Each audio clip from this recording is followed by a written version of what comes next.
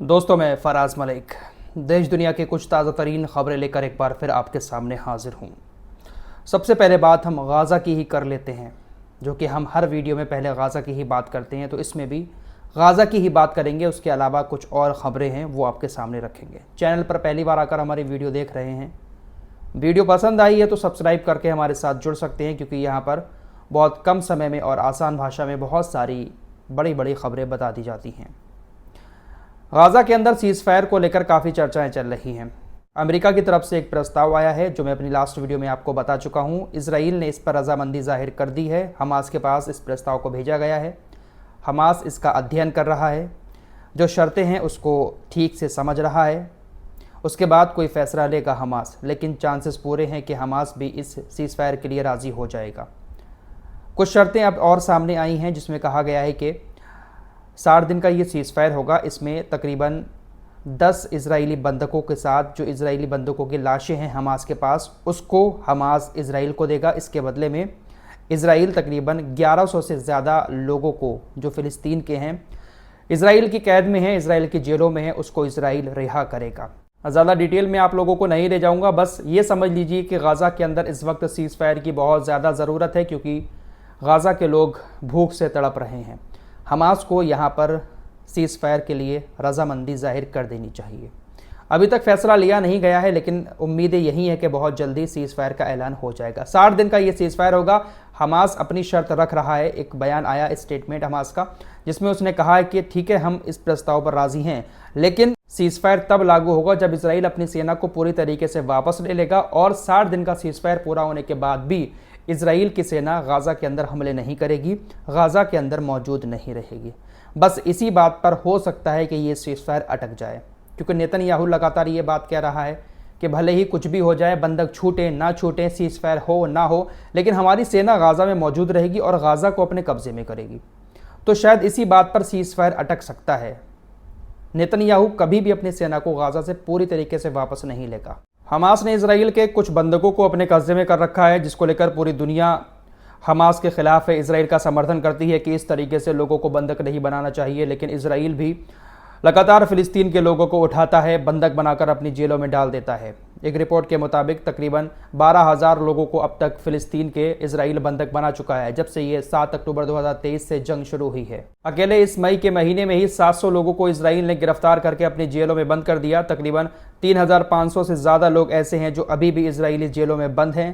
Gaza से कम 44 बंदियों की हिरासत में मौत भी हो चुकी है। इजराइल ने तकरीबन 1846 ऐसे लोगों को हिरासत में ले रखा है, जिनको लड़ाके बताया कि ये हमास के लड़ाके हैं, लेकिन वो हमास के लड़ाके नहीं हैं, अवैध लड़ाके उनको कहा जा रहा है, लेकिन इजराइल ने उनको अपनी जेलों में बंद कर रखा है। फिलहाल कुल मिलाकर बात यह है कि इजराइल की पुलिस जिसे चाहती है फ़िलिस्तीन से उठाकर जेल के अंदर डाल देती है, बंधक बना लेती है। यही रीज़न है कि हमास हमेशा से यही कहता आया है कि गाज़ा के अंदर इजरायली सेना पूरी तरीके से वापस हो, क्योंकि जितने बंधकों को ये लोग छोड़ते हैं सीज़ फायर के दौरान, 1 महीने के अंदर ही ये उतने फ़िलिस्तीनियों को जेल के अंदर डाल देते हैं। फिलहाल एक खबर और आ रही है। पिछले हफ्ते भी कुछ देशों के राजनयिक, राजदूत वेस्ट बैंक के दौरे पर गए थे। इजरायली सेना ने उस वक्त वहाँ पर फायरिंग कर दी थी जब वो वेस्ट बैंक के दौरे पर थे। काफ़ी दुनिया के अंदर आलोचना हुई, लेकिन इजराइल के ऊपर कोई फ़र्क नहीं पड़ा। इजराइल के ऊपर दुनिया के किसी भी देश का कोई भी जोर नहीं चलता है। इजराइल अपनी मर्जी के मुताबिक दुनिया में जहां पर भी चाहता है हमला कर देता है, जिसे भी चाहता है धमका देता है। सीरिया के अंदर भी इजरायली सेना ने हमले किए।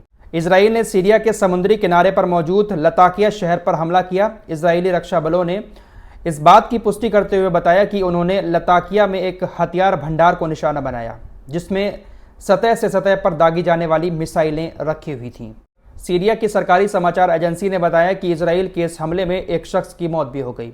इजराइल ने अपने इस हमले को जायज़ ठहराने के लिए कहा, यह हथियार अंतर्राष्ट्रीय सुरक्षा के साथ साथ इजराइल की समुद्री रास्तों की सुरक्षा के लिए खतरा हैं। इजराइल के रक्षा मंत्री कार्ज ने कहा कि ये हमले देश की सुरक्षा सुनिश्चित करने के लिए किए गए थे। तो इजराइल सीरिया के अंदर घुसकर हमला कर देता है, उनके हथियारों को नष्ट कर देता है, सिर्फ ये कहते हुए कि ये हथियार हमारे समुद्री रास्ते के लिए खतरा पैदा कर सकते थे, अंतर्राष्ट्रीय समुदाय के लिए खतरा पैदा कर सकते थे, इसलिए हमने उनके हथियारों को ही ख़त्म कर दिया। और सीरिया वाले जो राष्ट्रपति आए हैं अल जुलानी, जो बड़ी बड़ी डींगे हाँक रहे थे, जिनको काफ़ी समर्थन भी मिला कि उन्होंने बशर अल असद की सरकार को सत्ता से हटा दिया, कुछ नहीं कर पा रहे हैं। आराम से तमाशा देख रहे हैं। इसराइल ने सीरिया के अंदर न जाने कितने हथियार भंडार को निशाना बनाकर तबाह कर दिया। सीरिया के पास कुछ बचा नहीं है, बड़ी बड़ी मिसाइलें, तोपखाने, सबको तबाह कर चुका है इसराइल सीरिया के। तो ये चंद मुट्ठी भर लोग हैं इसराइल के अंदर, और ये अपने ऊपर खतरे का डर दिखाकर हर जगह पर हमला करते रहते हैं। गाजा में इस वक्त जो हमले कर रहा है नेतन्याहू, दुनिया को यही दिखा रहा है कि हम अपनी सुरक्षा मजबूत कर रहे हैं, ताकि जो हमला 7 अक्टूबर को हुआ था ऐसा हमला दोबारा ना हो पाए। फ्रांस के राष्ट्रपति इमैनुअल मैक्रों लगातार इसराइल के प्रधानमंत्री नेतन्याहू को इस बात के लिए चेतावनियां दे रहे हैं कि उन्होंने जो गाजा का खाना पानी बंद कर रखा है वो पूरी तरीके से गलत है।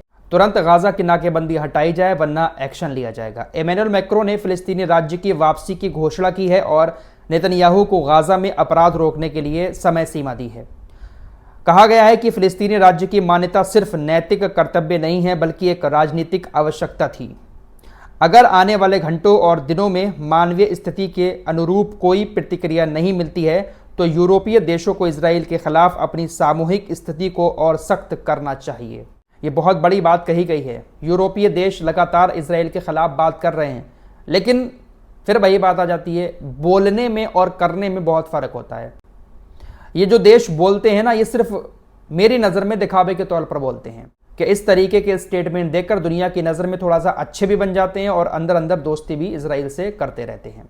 फिलहाल ईरान के परमाणु मामले को लेकर दुनिया में काफ़ी चर्चाएं हो रही हैं। अमेरिका लगातार ईरान से बातचीत करके कोई रास्ता निकालने की कोशिश कर रहा है। रास्ता भी ऐसा निकालेगा अमेरिका जिसमें अमेरिका को ही कहीं ना कहीं फ़ायदा हो, इसराइल को फ़ायदा हो।